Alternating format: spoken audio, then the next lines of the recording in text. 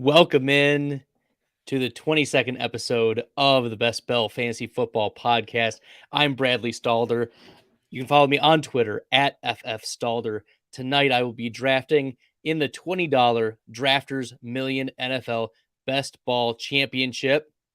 I've been waiting for this room to enter for a little bit. I was able to get the girls down to bed, and it's late night Friday night drafting.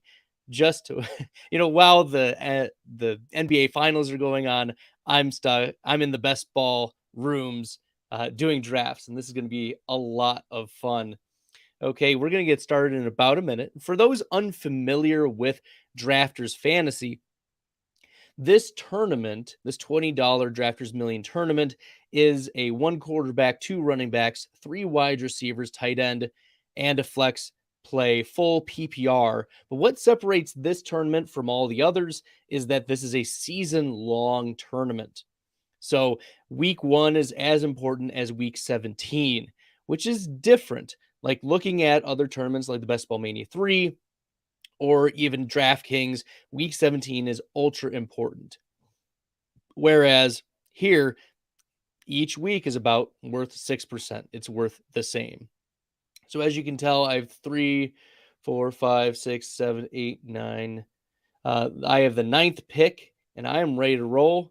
I'm also going to share the live in the stream. And this is a 30-second timer, so I'll have a little bit to get everything shared. If you want to watch the stream, click here. Okay, we are down to maybe autoing this first pick. Never a good thing, but here we are. Okay.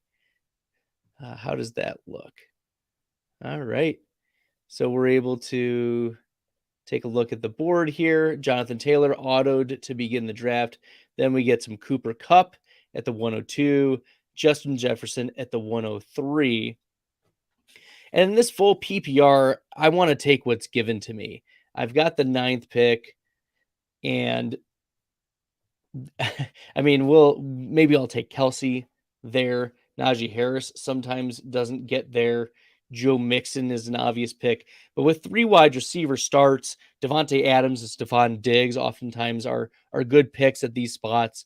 CeeDee Lamb is an interesting pick at this spot.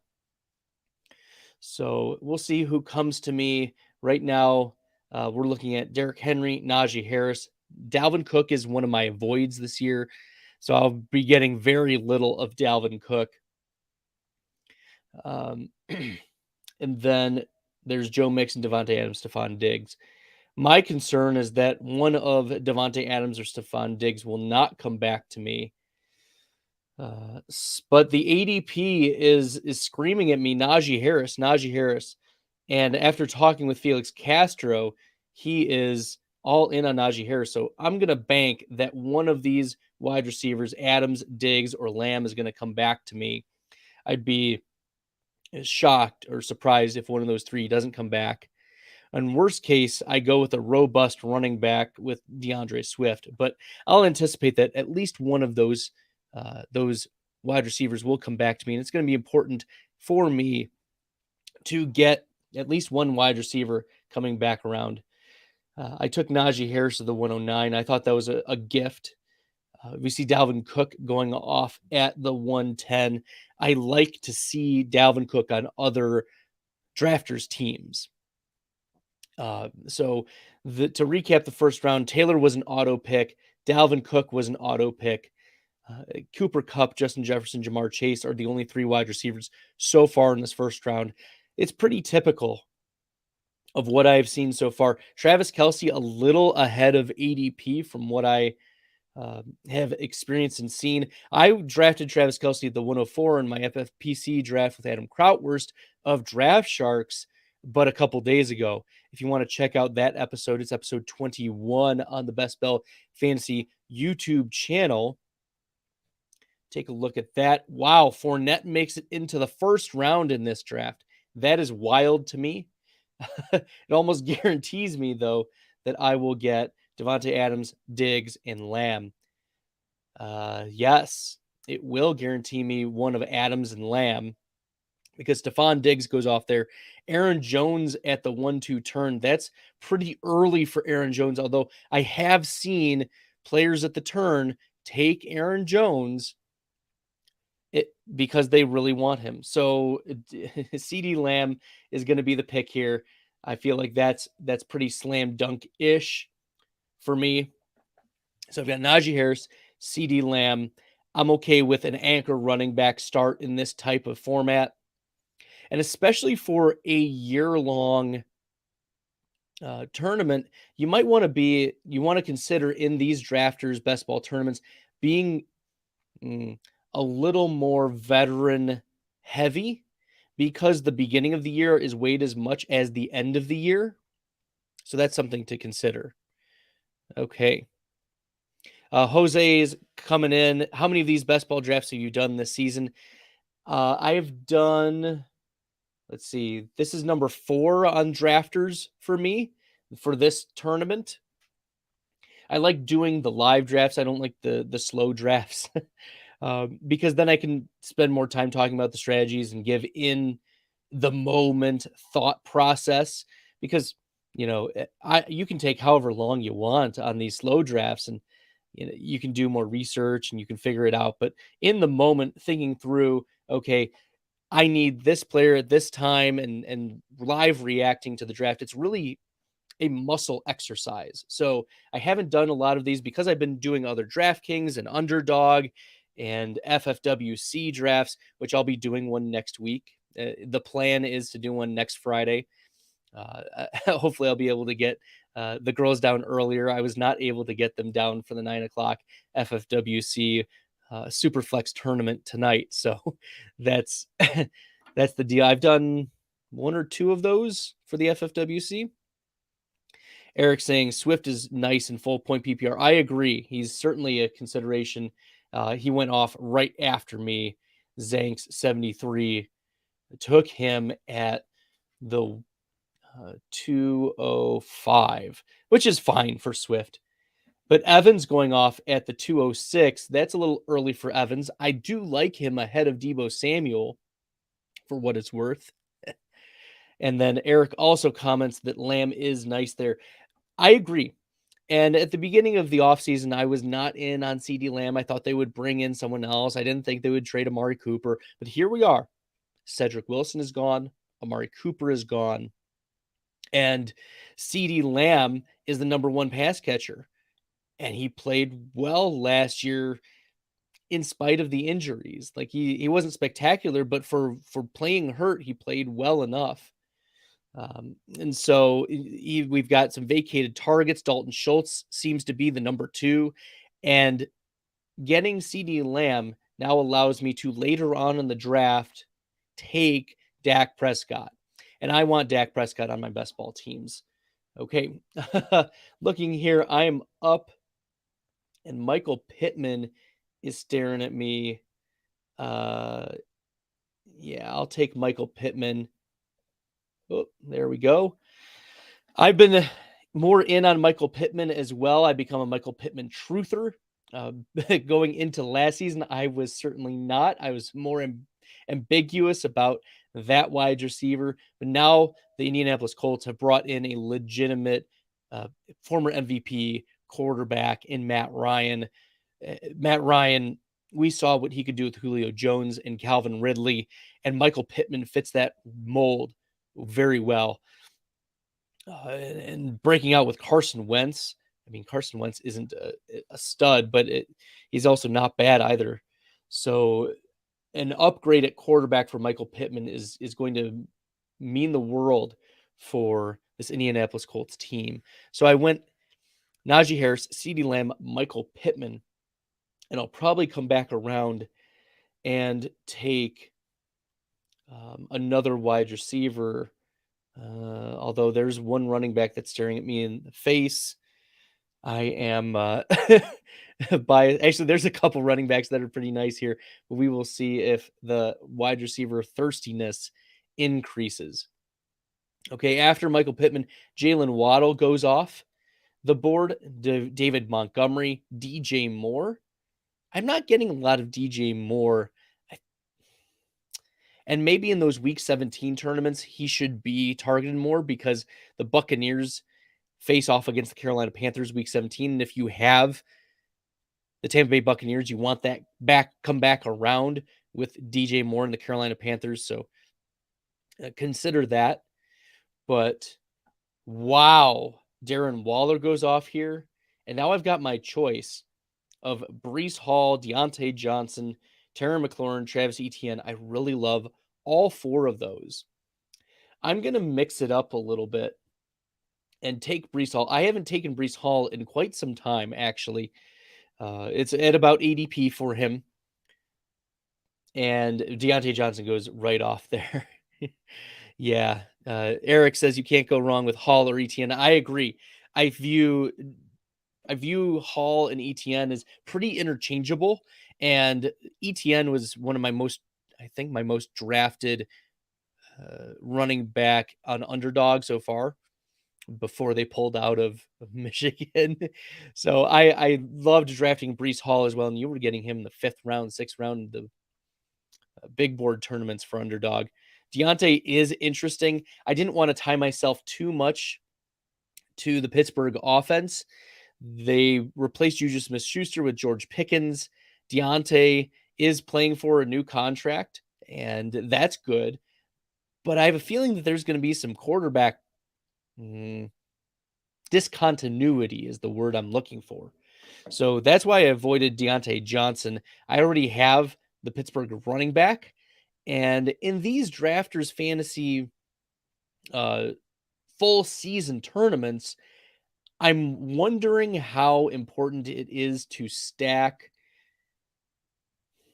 non-elite offenses. Obviously, you want the Dallases of the world, the Cincinnati Bengals of the world, the Chiefs, the Rams, some of these high-octane offenses. Tampa Bay, most obviously, the Chargers. Those are the offenses you want, absolutely. But like, you don't want to put too many chips in on on players early that you know their offenses are uncertain. Like Kenny Pickett, we don't know what we have. Mitchell Trubisky, we don't know what we have. And looking at the end of the year tournament, maybe you're considering the Mitchell Trubiskys or the Kenny Pickett's of the world in those week 17 tournaments, but these are not those tournaments. So I'm happy to get Hall. I think he'll immediately be an impact player. And I like a lot of the wide receiver threes that come back around to me. And we'll see what other value might come my way. So thanks for chiming in there, Eric. But that is why I took Breece Hall over Deontay Johnson. And I took I've been taking a lot of Travis Etienne, so that was kind of more of a diversity pick than anything. I haven't gotten a little bit of Breece Hall lately, but it was a choice between Hall and Etienne. I thought that it's a pretty significant tier drop between Hall and Etienne, and then compare that to Josh Jacobs. So I think Hall and Etienne are there, and then Josh Jacobs certainly not there. All right, looking after the Travis Etienne, Johnson, Hall picks, DK Metcalf goes off. Jerry Jeudy goes off in the 4th round. Holy guacamole.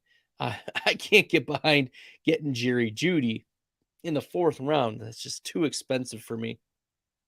But we have been seeing the likes of a Cortland Sutton go off at the end of the 4th round, beginning of the 5th round. And I think that's the right spot for Cortland Sutton.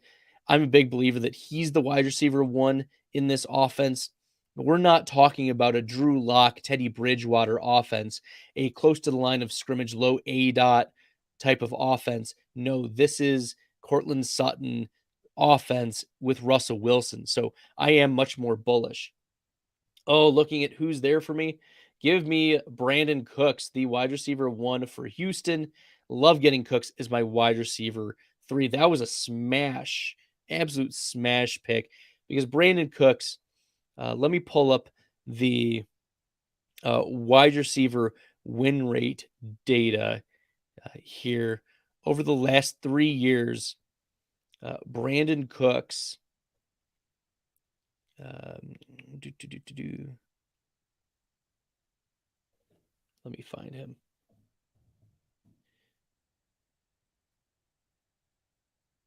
Is ahead of Will Fuller, ahead of Marquise Brown, ahead of Michael Pittman over the last 3 seasons.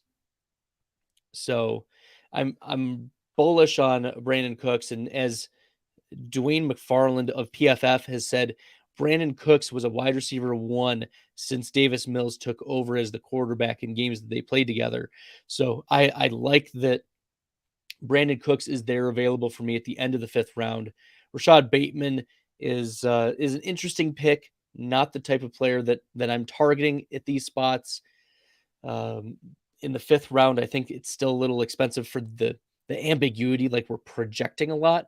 And after next week, so in a little over a week, I will be starting my projection study halls where it's going to be a slow process, and it's going to be unscripted. I'm going to have a lot of tabs open, but I'm going to talk through like what processes and what thoughts I go into making my projections for each of the teams and answer some questions and make some judgment calls so you can see live how my projections are going.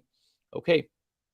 Now, this is an opportunity for me to take tight end Dalton Schultz. I think it's a teardrop between Kittle and Schultz, but it also gives me the Dallas, right, correlation, tight end and wide receiver. It also will give me some opportunity to take Dak Prescott. So now I can go into there's a nice little feature where on drafters you can select the team that you want. In Dallas, boom, Dak Prescott. Michael Gallup is also in a void for me because okay, hold on. Let's take a pause before I get into Michael Gallup, especially in the drafters. We just saw a double quarterback go off, Patrick Mahomes and Joe Burrow. Now, there is a stacking with Joe Burrow and Jamar Chase, but there's no Kansas City stack for dogs only. I feel like that's a pretty massive mistake, suboptimal pick at this point. My concern is that you're going to be picking between two players, but there are still lots of flex plays out there like Elijah Moore, Adam Thielen, Miles Sanders, Traylon Burks, TJ Hawkinson, Devonta Smith, Drake London. There's a lot of value at flex, and you just essentially paid for a really expensive backup quarterback. I don't see why you would take Mahomes and Burrow, but there's got to be someone who pays the rake. Look, it's not going to taking a quarterback early is one thing, like in the 5th round, 6th round, fine. That's you take your quarterback where you want. I'm probably going to take, Dak Prescott here coming up soon. His ADP is 80.5. So that's going to probably, work out pretty well. He's probably not going to come back to me, although there aren't a lot of other teams motivated to take a Dak Prescott. I would be. So we'll see what value still on the board and what I anticipate the other teams picking.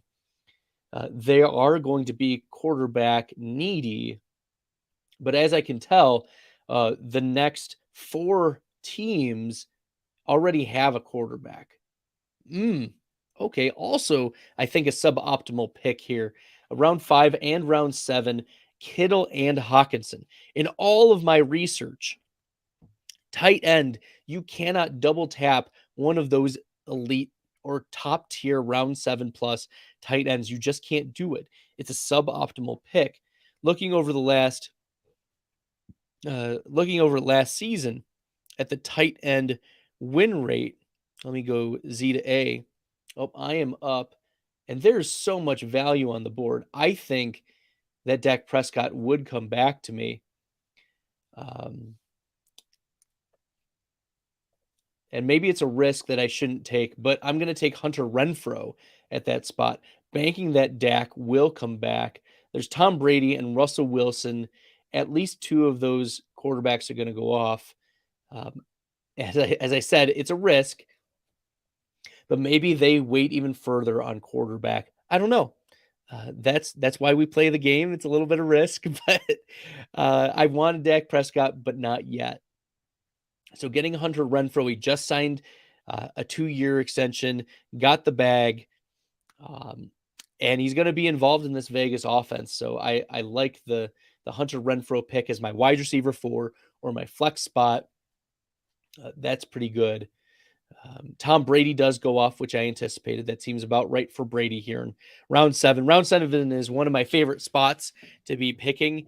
You get a lot of value here in the round 7. Sometimes Drake London falls to you. Sometimes Adam Thielen falls to you. Sometimes Elijah Moore falls to you in the 7th round. Even Amon-Ra St. Brown I've seen go there. Okay. So as I anticipated, Tom Brady and Russell Wilson went off. Now I just need to not get, messed over by Omar Gutierrez here. It is a risky spot, but Dak Prescott, the risk paid off. I'm able to get my quarterback, Dak Prescott, at pick 88 in the 8th round. He's stacking with Dalton Schultz and CeeDee Lamb. They're going to be passing a lot, and Lamb and Prescott are going to be the top plays here. I'm going to go back to Dallas and also star some other wide receivers. Okay. And Michael Gallup, getting back to that, bringing it back around, Michael Gallup is more valuable in a tournament play where week 17 is on the line. Compare that to a full season, because for every game, let's say that Michael Gallup misses half of the season due to the ACL tear he tore at he suffered at the end of the 2021 season. Then you've lost 50% of your value of a player whose ADP is 123, round 11 now. He's fallen outside of the top 10 rounds. I had mentioned him as a round 10 fade, and his ADP has fallen that way. So call me the ADP whisperer. But it makes sense that he's less valuable in a season-long lead. 50% of his value is snuffed out. Whereas in these big tournaments, yes, like you're not going to use him for the first half of the season, but when it counts in week 17, that may be more valuable to you. And we've heard time and again from, you can look at any of the studies, the week 17 is the most plus EV matchup. So if you make it to the playoffs and you've got a Dak Prescott and Michael Gallup stack, that might be a pretty unique stack, because teams that get snuffed out and have Michael Gallup on them, like he wouldn't have got them there. So getting Michael Gallup in the week 17 tournament style tournaments are more valuable. Compare that to drafters where 50% of his value is snuffed out. It's a season-long tournament. So let's take a look at who went off after Prescott. Ayuk, Cordell Patterson, Kirk Cousins, or Christian Kirk, Kenneth Walker, Russell Gage. I really like the upside of Jay Cagliari getting Cup and Davis and Moore and Thomas and Gage, Tony, all high upside plays, but probably not getting the quarterback. Here's also an interesting thing. I still think it's early for a second quarterback. I just can't get in on it. Maybe someone in the comments can talk me into why a second quarterback, even through 9 rounds, is a good idea with the likes of Stafford and Prescott just going off in round 8. I don't see it. It's not, it's not a play that I'm interested in. Okay. So looking at a few other correlations I might be considering, looking here, Pittsburgh, the New York Jets, Indy, as I mentioned, like a late Indy selection of Matt Ryan could be very valuable. Matt Ryan going at 159. So if we plot that out, probably around 13 or 14. Okay. And I am on the clock. I need some wide receivers. I've got Lamb, Pittman, Cooks, and Renfro. I've been talking up Marquez Valdez-Scantling, and I want MVS on my team. He is a high ADOT player. I've compared his upside to Juju Smith-Schuster's, who's going at pick about 55 or 56 right now. Marquez Valdez-Scantling, if you want to find the Marquez Valdez-Scantling truther on your Twitter timelines, just search for FF Stalder on Twitter and you'll find all the graphs, you'll find all the comparisons. I think of all of the veteran wide receivers on Kansas City, it's Marquez Valdez-Scantling that's the best value. High ADOT. He's shown the spike weeks. And in a best ball tournament that's season long, you don't know when he's going to spike. But that's the whole point of the best ball. You don't need to pick out what week it'll work for you. Okay. Looking at who else is available. There's been a lot of positive buzz about Robert Woods. I don't have Tennessee or Cincinnati, but Tyler Boyd, I think, is a really interesting value here in the 10th round. I talked up Tyler Boyd as one of the best values in the 10th round. Looking at ADP, and I pulled the ADP from a month ago, so I'll have to do some updates here. But looking at Boyd, I have him as supposedly like an 87th or 87 to 96th value. So somewhere in the 8th to 9th round. So 8th, maybe beginning of the 9th round, and I'm getting him, the start of the middle of the 10th round. So I like Boyd as a value in the 10th round, and especially in wide receiver heavy draft like this. Now, I've got two running backs, my staple running backs, but now I'm going to start looking for valuable handcuffs. See if there are any that come to me at value. Yes, if there are any that are coming at value here. I like the upside of a lot of these players, and there's also a high floor for a player like Hunter Renfro and Michael Pittman. So I'm happy about those plays.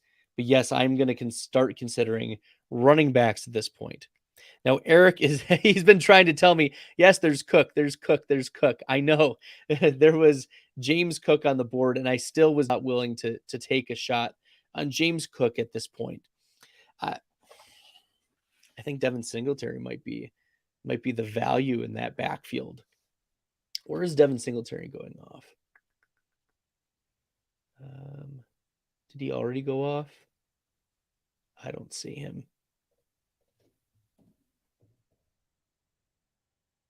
Devin Singletary did go off at like pick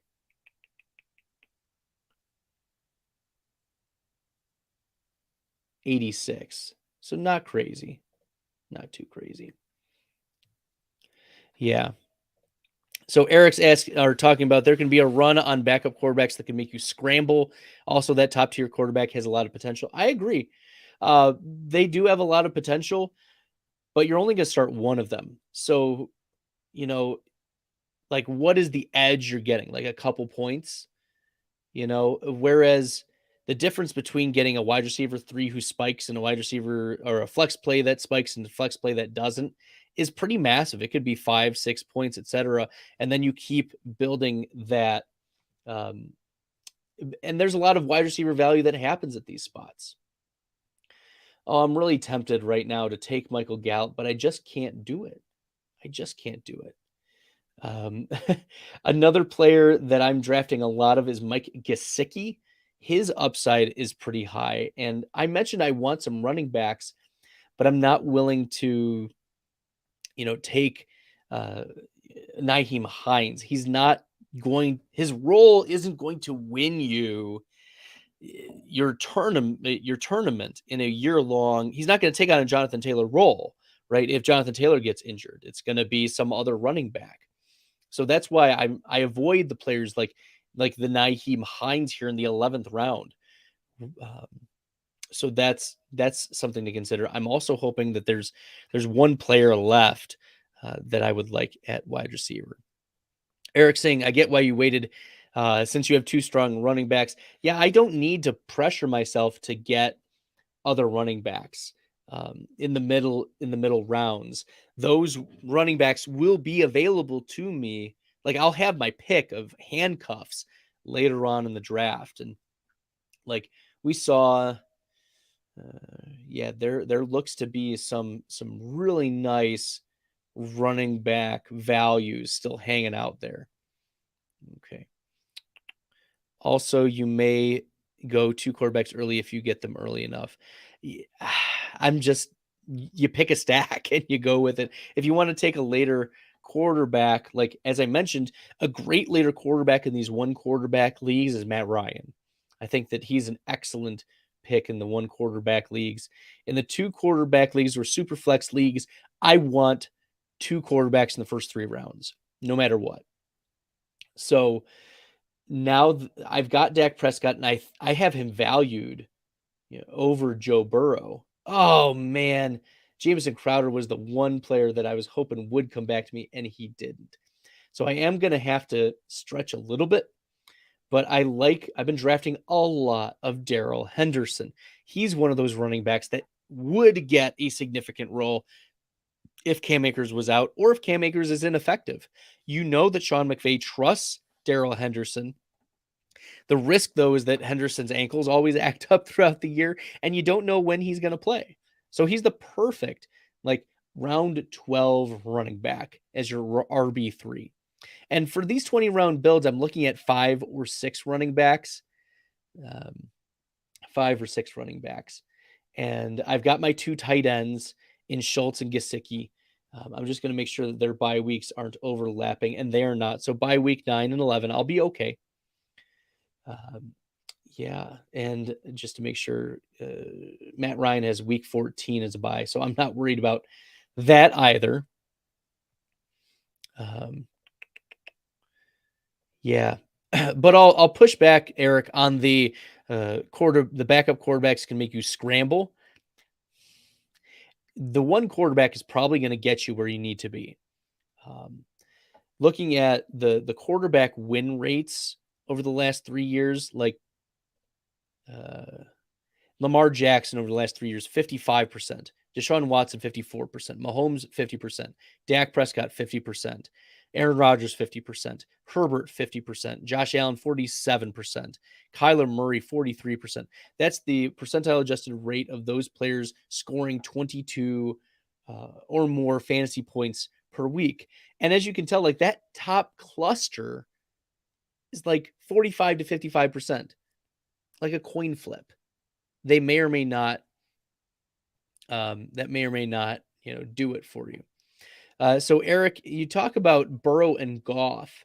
I don't think that, unless you have Jamar Chase, T. Higgins, like I'm avoiding Burrow at cost right now. He's so expensive.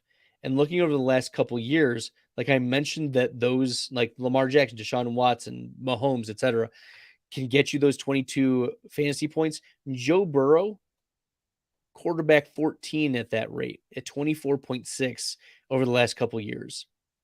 That is behind, Kirk Cousins. That's behind Russell Wilson. That's behind Tom Brady and Stafford and Kyler Murray. As I'm like Aaron Rodgers even. And I know that Rodgers has the downgrade, but I think Burrow is only acceptable in those stacks. And Eric, you're saying that you do have that double or triple stack with Burrow. Like that's what's going to have to get you there. Obviously, you're not going to draft Joe Burrow naked, but like that is the most that would be the most suboptimal thing, is to draft him naked. So yes, you need to have Chase, but it's expensive too, because you used to be able to get Jalen Hurts a round and a half later. But like looking at the board, Joe Burrow went off at quarterback 68. I got Dak Prescott at quarterback 88. Like there's a 20 pick difference between players that they could give you the same output. And in fact, over the last couple years, Dak Prescott's given you better output. So, you're banking on things changing. And while the schedule for the Bengals is pretty good, like shootout potential, and maybe that's your argument, that's fine. And that's exactly what you're bringing up here is they ended the regular season on fire. I would agree with that. And okay, this is about the time where I'll take my Matt Ryan as my second quarterback. And because Ryan and Prescott are my two quarterbacks, I'm probably not going to take a third quarterback. Like I'll just leave it there. And now I can focus on like late round wide receivers and the running backs. So far through 13 rounds, my build is a 2-3-6-2 build. Yeah, 2-3-6-2 build. And Zach Wilson goes off. Give me all of the Matt Ryan over Zach Wilson or Daniel Jones. Give me Matt Ryan over Justin Fields. And I used to be really in on Justin Fields in the big board draft. Fields was like a teardrop quarterback for me, or even in the super flex leagues pre-draft. I was banking that the Chicago Bears would draft a wide receiver of fantasy significance. Didn't happen. So it didn't happen. And they drafted Velus Jones, and maybe I'm wrong on the evaluation of Velus Jones, but I don't think that Jones is the answer. He's going to start as a special teamer and then maybe rotate in as the wide receiver 3. Yikes. Okay. Well, I'm hoping that there's obviously a star next to the player I want to take here. So Omar Gutierrez, don't take Jalen Tolbert, and you don't. So I get to take Jalen Tolbert there. I've got Dallas. I've got the CeeDee Lamb. I've got Dalton Schultz, Dak Prescott, and Jalen Tolbert. So Eric is saying that he loves Dak too, though. I agree. I'm very in on Dak Prescott as a fantasy option. In fact, Dak Prescott and Patrick Mahomes are the only two quarterbacks over the last 2 seasons to have 25 fantasy points or more, be their 73rd percentile fantasy point output, weekly output. So 25 points. It's just Mahomes and Prescott over the last 3 seasons, each of the last 3 seasons. Okay, Eric is complimenting nice value on Tolbert. I appreciate that. Tolbert getting him in the 14th round to stack with Dak, that feels good. It does hurt, though, seeing the likes of a Khalil Herbert go off or the likes of a Kenneth Gainwell. Those are running backs I would be targeting. And looking forward, I'm not going to go only running back. Like if there's a lot of value on the board, but there are some running backs that are still valuable to me. And I would like to not get, taken out by, bullied around by not getting a couple running backs, at the spot where Jalen Tolbert or Mike Gesicki went. I would have had to reach to get a running back at that spot because I'm not taking Nyheim Hines, as I mentioned before. Madison didn't go off when I wanted him to. Isaiah Spiller is a pick that I like. Double tapping with Henderson, especially in the tournament plays. You'll see me do that a lot. Take Henderson or Spiller or both in the underdog drafts because the Chargers face the Rams in LA. That means both their homes week 17. So it doesn't matter who you think is the home or away team. But I like double tapping Henderson and Spiller there because the chances are that one of them is going to be playing significant snaps by week 17, given the running back position and how quickly it turns over. So there you go. I'm just looking at seeing if there are any other places where I might have selected a different player. Yeah. No, I'm pretty happy with the types of players that have gone off before my picks. There is a running back that I'm eyeing here that would be I would love to get as my running back 4. I'll tell you about him when I get on the clock here in a second. And he goes off. Darrell Williams goes off. Goodness gracious. All right, that's not helpful. But Jamal Williams is an interesting pick here, way ahead of ADP though, and Gus Edwards is questionable. Let's look at all. Ooh, okay, we're gonna go with Alec Pierce to get the wide receiver stack. See if there are some running backs who maybe become more valuable. But I get the Indy Pittman, Alec Pierce, Matt Ryan stack there. So I'm pretty happy about that. And maybe I go with a third tight end, a late round Indy tight end. Let me see if there are any Indianapolis players that are available. And Doyle, let me sort by position, just tight end. Granson, Mo Alley Cox might be interesting. Just throwing him in the queue. Kylan Granson might be interesting. And then where's Jelani Woods? I don't see Jelani Woods here. Oh, maybe he went off already. I don't see him. That'd be surprising. Anyways, let's get back to it. Look at who is available. No, I don't like James Robinson at this spot, but I'm willing to now take Jamal Williams. Okay. See, I didn't have to reach on Jamal Williams. I got my stack anyways because I double checked. So I feel great about that spot. And I don't have Detroit, anywhere. So that's great. You don't want to be taking your own handcuffs in these tournaments because if you lose your guy, like it's a step down. It's a minus EV pick because he's replacing your top guy, right? In that injury. But the chances are that maybe someone else's running back gets injured that's more likely. So if you can take some shots on other teams' running back twos, that's the idea here.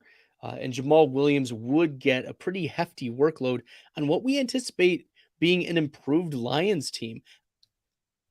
Let me take a step back. I live 20 minutes outside the city of Detroit. I'm a Packers fan, as you can tell by the Bakhtiari jersey behind me and the Lazard jersey behind me and the Robert Tonyan jersey behind me and all of the Packers signed mini helmets behind me and the cheese head that's behind me. But let me tell you, the Lions are doing a great job over the last year plus with Brad Holmes as GM. They made some pretty savvy picks, did some good evaluation on their third and fourth round picks in the 2021 draft. And now in 2022, they recognize that Amon-Ra St. Brown was a talented wide receiver. And instead of replacing him with like a Drake London or Juju Smith-Schuster or someone like that, they instead signed DJ Chark, who's an A-dot monster. And they drafted Jameson Williams, who is holy buckets. There's a spider that just dive bombed me. Okay. Yeah. So the Jameson Williams pick, he tore his ACL and he's not going to be ready for the season. Let me tell you, Amon-Ra St. Brown is in a smash spot to start the season. And in these drafters fantasy drafts, he's much more valuable. By week 17, could Williams be cycled in? Absolutely. DJ Chark might be hurt, though. We don't know. We don't know what it's going to look like week 17, but we know for the beginning of the season, Amon-Ra St. Brown is going to get a lot of touches. They intentionally kept him in mind while addressing the wide receiver position this year, and that's something that's underrated. Jared Goff, he's got a decent offensive line, and we've seen what Jared Goff can do in LA with some decent weapons and hopefully improved play calling from year 1 to year 2 for the Lions. So hopefully a healthy Swift and healthy Hawkinson, plus Jameson Williams coming on at the end of the year, DJ Chark, and now Amon-Ra St. Brown. This team could really surprise. And I don't know what the sports books have them as winning the North or even making the playoffs, but those seem like pretty interesting value picks, in my opinion. Okay. Eric says Lions could really surprise. They have a bunch of tough luck losses, especially at the beginning of the year. They were pulling together. The Lions are willing to play and fight for Dan Campbell, and that's something that you don't see every day. Okay. Let's look at some of the running backs that are available here. Okay. Why is Kenyon Drake questionable? What's wrong with Kenyon Drake? Well, I'm looking here, and the ADP, James Washington is hanging out there. Let me look at my wide receivers. I've got 1, 2, 3, 4, 5, 6, 7, 8. James Washington, welcome to the team. I get another Dallas. In the meantime, let me look at what is going on with Kenyon Drake. Why is there a big Q next to his name? I like drafting Kenyon Drake in these spots. So let's find out. Doing live sleuthing. Kenyon Drake. The report is a month ago he was recovering well from a broken ankle. So nothing really new, just updated. They just have a Q next to his name. Nothing crazy. I do like James Washington there just to, continue with that Dallas correlation. Going all in on the Dallas team, that's fine. And then maybe I get my third and final tight end of the night with Mo Alley Cox coming back around. Where is Woods? Let me look. Lonnie Woods, yeah. Interesting. Okay. I didn't see him originally in my list, so that's why I wanted to search him manually. But Mo Alley Cox seems to be the tight end that I would want to take here as my third round, or my third tight end. So my two tight ends, Dalton Schultz, Mike Gesicki, and I like Gesicki's upside. That's one of the things that I've talked about time and again is he's more of a spike week type of player. Gesicki's tight end win rate, best ball tight end win rate was higher than Darren Waller, Hunter Henry, Dallas Goedert last year. Noah Fant even higher, and higher than Kyle Pitts, Zach Ertz, David Njoku. So yes, there we go. And we're going to go with Mo Alley Cox here as the last of my tight end picks. I'm not drafting another quarterback. I'm probably going to take at least one more running back, and I need to take another pick. So we'll see if that becomes a running back or a wide receiver. Not sure who I'll want to take here, but yeah. I'm just going to name off some running backs. We'll see who comes back to me in no particular order, because at this point, it's just pick your guy in the last two rounds, 19 and 20. I like Zamir White. He, especially in like the underdog drafts, he could be getting significant run week 17, whether Josh Jacobs' body breaks down or the Raiders want to see what they have in Zamir White as a first and second down thumper. I like D'Ernest Johnson. There's rumors back and forth all offseason whether Kareem Hunt's going to get cut or not. It's going to save the Browns $6 million. D'Ernest Johnson just signed his tender, $2 million tender. I like Chris Evans. He's more of the third down back for Cincinnati, but he's going to be on the field, and you want to have parts of that Cincinnati offense. He's an interesting play. Sony Michel might lead the team in rushes from week to week. I am avoiding Chris Carson now. There have been a lot of negative vibes about Chris Carson, so I am staying away from him. There were a lot more positive vibes about 2 or 3 months ago, but now there's no timetable, there's no timeline for recovery. Chris Carson is undraftable at this point. Other running backs that I like to consider at this point. Reichwell Armstead or Snoop Connor. If you want to cycle through one of those Jacksonville running backs, I'm fine with that. Remember, Reichwell Armstead was going to be the guy for Jacksonville. And then James Robinson came out of nowhere. He did really well. And Reichwell Armstead couldn't really put up a fight because he got COVID, remember? And he was put in the hospital. He almost died. It was pretty significant. He didn't make his comeback until the end of last year. This was during the 2020 season. Reichwell Armstead got COVID and then he was hospitalized significantly. So he's made his comeback. He's still on the Jacksonville Jaguars. And I just want to put his name out. But the Jaguars also went after Snoop Connor. So, I'm one of those guys may be valuable behind Travis Etienne. Other running backs that you could consider. We're getting into the depths of it here. Sony Michel seems to be one of the last on my list here.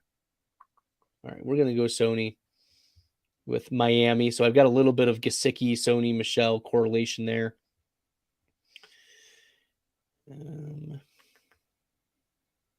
Yeah, there's not a lot of other running backs that I'm big on or that I've been cycling through too terribly much. Yeah, now we're getting into some fullbacks. Yeah. I would have to look at my underdog percentages, but there's been a little bit of love for Jake Funk. I wouldn't recommend Jake Funk at this point, but this draft was going pretty quick. I'm happy that with where my team is right now. Okay. And oh man, Cedrick Wilson is just hanging out here. Oh boy. Cedrick Wilson, one of the most underrated wide receivers, and now he's on Miami. Looking at his wide receiver win rate, let me look at Cedrick Wilson. His wide receiver win rate over the last 3 years, 11.3%. Okay. And where is that? And how can we compare him to other wide receivers? So Cedrick Wilson is going to be my pick here. And for reference, Cedrick Wilson, his 3-year win rate is ahead of Mecole Hardman. His 3-year win rate is ahead of the rookie year rate of Rondell Moore, Kadarius Toney. Cedrick Wilson's 3-year wide receiver win rate is ahead of Jerry Jeudy's even. Ahead of Rashad Bateman's rookie year. So, he may not be a superstar, but, looking at what Cedrick Wilson was able to do on Dallas, and if either Waddle or Tyreek Hill goes down with an injury, we're talking about a significant upside. In fact, as I mentioned on the FFPC podcast, episode 21, that live draft Cedrick Wilson, I took him there. And he's one of only 8 players over the last 2 seasons to have improved each of those seasons in his rate of scoring 24.7 PPR fantasy points or more. So the likes of Russell Gage, Mike Williams, see if I can remember his name, Antonio Brown, AJ Brown, Terry McLaurin. Maybe there's one other player, and Cedrick Wilson, who's like the outlier here. But yeah, Cedrick Wilson, I think, is undervalued in these drafts. Get him in round 20. He may be making my best ball lineup some weeks, which is crazy to think. But let's look at how I finished this draft. Dak Prescott, Matt Ryan, Najee Harris, Breece Hall, Darrell Henderson, Jamal Williams, Sony Michel are my running backs. CeeDee Lamb, Michael Pittman, Brandon Cooks, Hunter Renfrow, MVS, Tyler Boyd, Jalen Tolbert, Alec Pierce, James Washington, Cedrick Wilson, and then my tight ends, Dalton Schultz, Mike Gesicki, Mo Alley Cox. Now, if you liked what you saw on Drafters Fantasy or you've never done it before, check out drafters.com and draft in the $20 Drafters Million NFL Best Ball Championship. And if you've never done it before, use promo code BESTBELL, BESTBELL, for a $20 ticket bonus for a first-time deposit of $20 or more. So use that promo code. It's better than any of your buddies' promo codes. Okay. This is a special promo code. Use it. Best Bell as the promo code for first time deposit. So check it out. Lots of fun drafting on drafters tonight. I was glad I was able to make tonight's draft. I was worried there for a second, actually. My girls were crying and screaming upstairs, and I was waiting in the queue. I actually had to pull myself out of the queue, unsure if I was able to make it. So I'm happy that I was able to do this tonight. All right, next week, a couple things on the docket. It is my final week of school, so I mean, I'm not a student, I'm teaching, so it is finals week. But Billy Muzio is going to be in town. We'll see if there's going to be any documented photo documentation of spending some time with Billy next week. Next Friday, though, I'm going to plan to do an FFWC Best Ball Superflex tournament draft live here on the Best Bell Fantasy Football YouTube channel. I may also throw in a few other pieces of content throughout the week on the YouTube. So make sure to check that out. Give the subscribe. If you've never subscribed before, make sure you click the red button on YouTube, subscribe, turn on the notifications so that you know when I'm going live. And also when I upload some videos or shorts or any of the audio. And speaking of audio, make sure you're subscribed on Apple Podcasts, Spotify, iHeartRadio, wherever you're listening to this audio. Give it 5 stars. My wife loves to see those 5 stars pop up on my podcast. It allows me to be doing it for free. So I appreciate all of you popping in. Eric, thank you for tuning in. Jose, thank you for tuning in as well. Appreciate all of you and everyone else watching. Yeah, so that'll end tonight's episode. Thanks for listening. I appreciate it. In the meantime, good luck in the best ball streets.